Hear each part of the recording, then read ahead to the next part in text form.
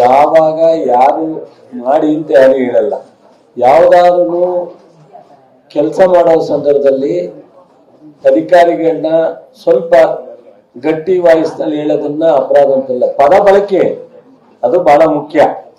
ಒಬ್ಬ ಮಹಿಳಾ ಅಧಿಕಾರಿ ಬಗ್ಗೆ ಪದ ಬಳಕೆಗೂ ಮುಖ್ಯಮಂತ್ರಿಯವರು ವೇದಿಕೆಯಲ್ಲಿ ಮಾತಾಡಿದಾಗ ಯಾವುದೋ ಒಂದು ಸಂದರ್ಭದಲ್ಲಿ ಅವರು ಅಗ್ರೆಸಿವ್ ಆಗಿ ಹೇಳಿರೋದಕ್ಕೂ ಹೋಲಿಸ್ತಾರೆ. ವಿಜೇಂದ್ರ ಅಂದ್ರೆ ಮುಂದೆ ಬೇರೆ ರಾಜ್ಯವನ್ನ ನಡೆಸಬೇಕು ಅಂತ ಹೊರಟಿರೋರು. ಸೊ ಇದನ್ನ ಅವರು ರವಿಕುಮಾರ್ ಅವರ ಹೇಳಿಕೆಯನ್ನ ಅಪ್ರಿಶಿಯೇಟ್ ಮಾಡಿದ್ರೆ ನಾವಿನ್ನೇನು ಅವ್ರಿಗೇನು ವಿಜಯ್ ಕುಮಾರ್ ನಾನೇನು ಹೇಳ್ಬೇಕು ಅಂತ ಗೊತ್ತಾಗಲ್ಲ.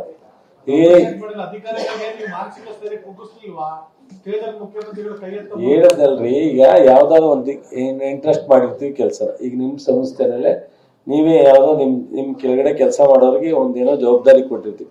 ಅದು ಕೊಡದೇ ಇದ್ದಾಗ ಒಂದ್ ಸ್ವಲ್ಪ ಸಿಟ್ಟು ಮಾಡ್ಕೊಳ್ಳೋದು ಸಹಜ ಅಲ್ಲ.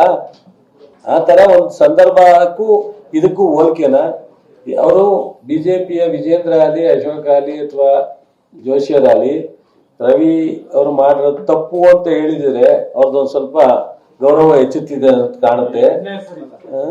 ಸೊ ಅವರು ಅದಕ್ಕೆ ಪ್ರೋತ್ಸಾಹ ಕೊಡ್ತಾವ್ರೆ ಅಂದ್ರೆ ಎಷ್ಟರ ಮಟ್ಟಿಗೆ ಬಿಜೆಪಿ ನಾಯಕರುಗಳಿಗೆ ಮನಸ್ಥಿತಿ ಇದೆ, ಸಂಸ್ಕಾರ ಇದೆ ಅಂತ ಅವರೇ ನೋಡ್ತಾರೆ. ನಾವೇನು ಅದನ್ನ ಬಿಡಿಸಿ ಹೇಳ್ಬೇಕಾಗಿಲ್ಲ. ಆಗಿದೆ.